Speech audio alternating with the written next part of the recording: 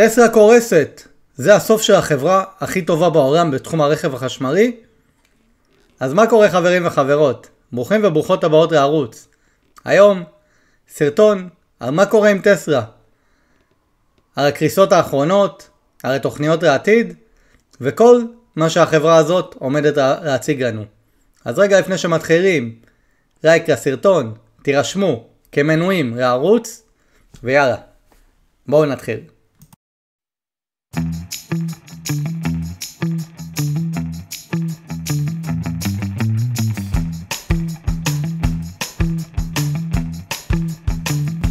כמו שאתם רואים, חודשיים, מאז שאילון מאסק נכנס לבית הלבן, שדונלד טראמפ נכנס לבית הלבן, בריווי של אילון מאסק, מניית טסלה הגיעה לאיזשהו פיק מאוד מאוד גבוה, באזור $480, ומשם היא פשוט הגיעה לאיזשהו מומנטום, והתחילה לצלול באופן דרסטי. עכשיו אם תשימו לב, יש לנו כמה וכמה אירועים מרכזיים שקרו בחודשים האחרונים. אחד זה הדיפסיק, אותו מנוע AI סיני ששיגע את העולם. והאירוע השני היה בעצם עניין המיסוי של טראמפ. מה שקורה עם המיסוי של טראמפ הוא בעצם יוצר אי ודאות לשווקים. והאי ודאות הזאת משפיעה על כל החברות, זה יורד למטה לחברות הטכנולוגיה. מגיע לחברות כמו טסלה, לחברות בנקאיות, כל הסקטורים בעצם שקשורים ליבוא סחורות מחו"ל לארצות הברית, כל הסקטורים שתלויים בעצם ביבוא סחורות מחו"ל לארצות הברית, וגם כל הסקטורים שתלויים בייצוא החוצה מארצות הברית. למה? כי המדינות שמותר המס בעצם מטילות מס בחזרה לארצות הברית, וזה פוגע. עכשיו אנחנו רואים ניתוק. טסלה התחילה ליפול לפני כל האירועים האלה, תוך כדי גם. המניה צוררת וצוררת וצוררת, והיא כבר הגיעה למצב שהיא חצי. היא כבר ירדה עוד יותר נמוך ממה שהייתה לפני שטראמפ נבחר. למה זה קורה בעצם? מן הסתם, אילון מאסק, אתם יודעים, הוא לא רק הבעלים של טסלה, יש לו את ספייסיקס. אז אילון מאסק חורש היום בעצם על רוב השיגורים של לוויינים לחלל מטעם ממשלת ארצות הברית. ספייסקס שלו בעצם הרימה את נאסא שהיה ממש בקרשים, החזירה את תוכנית החלל האמריקאית. היא מקדמת מתוכנית החלל הזאת בעצם שנתקעה במשך שנים בנאסא. אבל כמו שאתם יודעים, או חלק מי שיודע, אילון מאסק ודונלד טראמפ התחברו מאוד, בעיקר בתקופה שג'ו ביידן בעצם היה מתעלם מאילון מאסק לגמרי. עכשיו זה מצחיק, אילון מאסק, כל המהות שלו בעצם זה שמירה על הסביבה, קידום של האג'נדות הירוקות, מה שבמרכאות הם מזוהה בעצם עם הדמוקרטים. הם נתנו מראה הטבות, לעודד תחבורה ירוקה, אנחנו נדבר על זה בסרטון נפרד, הרבה מזה היה בלוף, ועכשיו טראמפ קצת עושה שם סדר גם בזה. ובעצם ג'ו ביידן לקח את זה ממש קיצוני, הוא פשוט התעלם מאילון מאסק לחלוטין, דבר שיצר שנאה גדולה אצל אילון מאסק כלפיו, כי אילון מאסק בעצם הצביע לג'ו ביידן. זה מצחיק, כן? הוא הצביע לג'ו ביידן, והוא פשוט התעלם ממנו. לא הזמין אותו לכנסים על רכבים חשמליים בבית הלבן, וזה הזוי, כי הוא היה צריך להיות מודל הדוגמה שלו בתחום. חברה אמריקאית שמייצרת הכל בבית, הכל שנמכר באמריקה בעצם. והיא האולטימטיבית לקבל את ההטבות שג'ו ביידן בעצם כל כך התגאה בהם. אבל זה לא היה ככה. והוא העדיף להתמקד בארגוני העובדים. שוב, עניין של קולות של מצביעים. סוג של מה שיש פה בארץ, שמי ששולט במשרד התחבורה, זה ועדי רכבת, נמלים, כל מה שקשור אלה ארגונים עם הכוח, רשות שדות התעופה, הם תופסים מפלגה, הם מריצים אותה, ובעצם הם שולטים במדינה, הם שולטים בשיבר. פעם זה היה מפלגת העבודה, היום זה מפלגת הליכוד, לא יודע אם זה יהיה משהו בעתיד, אי אפשר לדעת, זה כל פעם משתנה. הם מתאימים את עצמם, הארגונים האלה, לפי, יש עוד, אני סתם נתתי דוגמאות עכשיו. אז שמה, בעצם רוב הארגונים האלה פשוט הם היסטורית הולכים עם הדמוקרטים. ובאמת ככה זה גם היה בבחירות האחרונות, בבחירות לפניהם.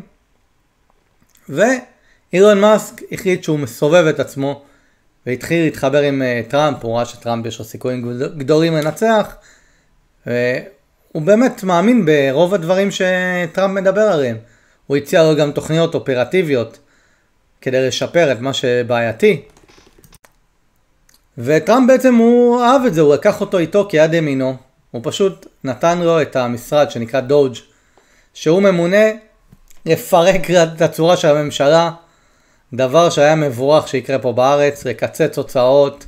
ראיתי גם אצלנו שראש הממשלה צייץ שצריך לקחת את זה, גם הראינו, נכון, רעיון מאוד מבורך, רק ששם מקצצים לא רק בפקידים של הממשלה, מקצצים גם בשרים של הממשלה, ועושים שם עבודה יסודית עד השורש. אז מאז הבחירות שטראמפ חזר, ואילון מאסק נצמד אליו, להיות יד ימינו, הפרוגרסיבים, השמאל, הדמוקרטי, לא יודע כבר מה הם, ירדו מהפסים. בארצות הברית הם שורפים עמדות טעינה של טסלה, שורפים סופר צ'ארג'רים. פשוט הולכים, הם נוסעים עם מדבקות שמקררות את מאסק. אני לא אגיד את הדברים ביוטיוב כי אסור, שלא יחסמו לי את הסרטון. הם מטנפים עליו בכל מקום אפשרי, ותקשיבו, זה הבן אדם שאמור לייצג בעצם את האג'נדות שהם אמורים היו לתמוך בהם. כל הנושא הזה של איכות סביבה, עצם זה שזה נתפס כמשהו שמאלני, זאת הטעות של העולם הזה. כי השמאל לא באמת אכפת לו מאיכות סביבה, השמאל הקיצוני. לא אכפת לו מאיכות סביבה. אכפת לו שכולם יעשו את מה שהוא אומר, והימין הקיצוני לא אכפת לו גם מאיכות סביבה, אכפת לו שכולם יחשבו כמוהו, והימין המתון והאנשים באמצע, הם פשוט הזניחו את הנושא, הם פשוט התעלמו ממנו בצורה שנתנה פתח לקבוצה מסוימת, כאילו למשוך את החבר הזה של נושא איכות הסביבה לטובתם.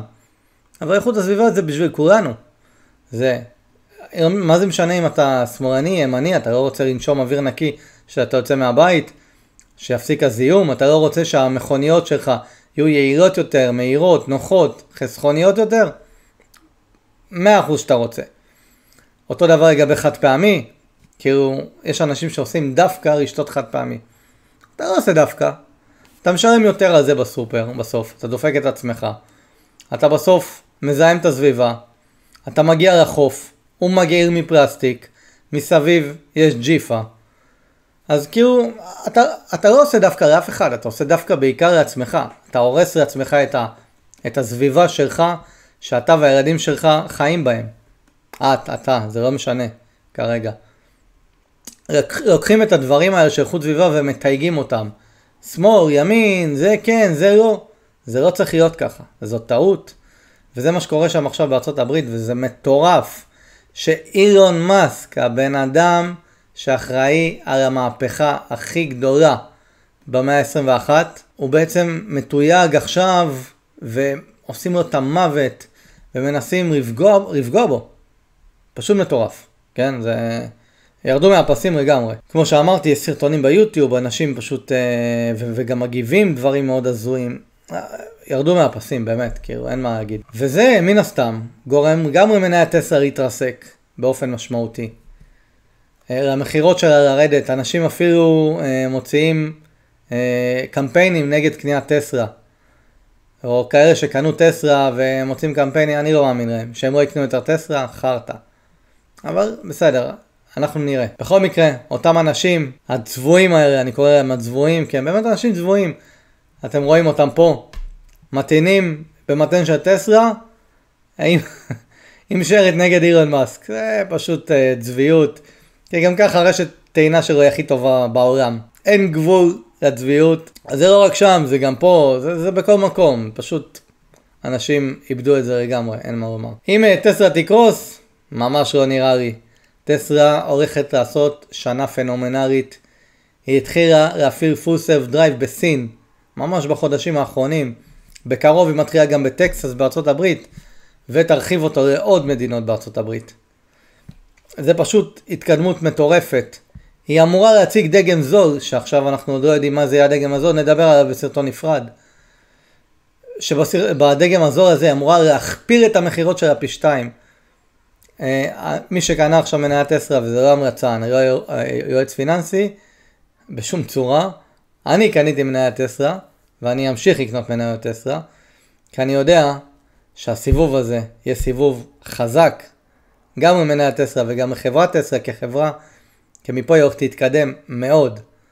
אז כל הרעשי רקע המשוגעים ששורפים סופר צ'ארג'ר, זה שתורה שרת ואז הולך להטעין בסופר צ'ארג'ר של טסלה, זה קולות שיחרפו. אילון מאסק קצת, מה שנקרא, מזיז להם את השמנת. אגב, הוא מקצץ שם גם דמוקרטים, גם רפובליקנים. בדיוק מה שצריך לעשות פה, לקצץ את הכל, מכולם.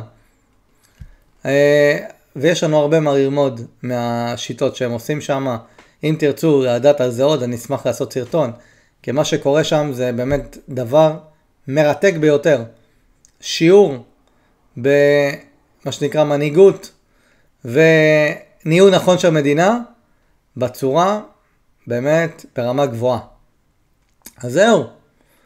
אני חושב, מה זה אני חושב? אני בטוח שטסלה אומנם ספגה מכה, וכרגע יש קריאות להחרים אותה, כאלה ואחרות. אפילו ראיתי שרת, אין כניסה של טסלה לקנדה, למה? כי הטירו מיסים על קנדה. אבל זה שטויות, זה דברים שיחרפו. ושהם יחרפו, טסלה תחזור ותעלה ותהיה בין המניות והחברות הגדולות והחזקות, אולי אפילו הכי גדולה, כי אנחנו בכיוון של עתיד של רובוטים שטסלה תעשה, full self drive, רגולציה בעוד הרבה מקומות, מחירות שיכפילו את עצמם. אני באמת צופה שהעתיד עוד לפניה, ויש לה עוד המון מה להתקדם בו בהמשך, ממש בזמן הקרוב. אז זהו, שנת 2025 תהיה באמת שנה מכריעה עבור טסלה. ונחכה ונראה, זה יהיה מעניין. אם הגעתם עד פה, אני אשמח שתעשו לייק. אם עוד לא עשיתם, תירשמו לערוץ. אם עוד לא נרשמתם, תשתפו אותו עם חברים, ואנחנו נתראה בסרטונים הבאים. תודה רבה.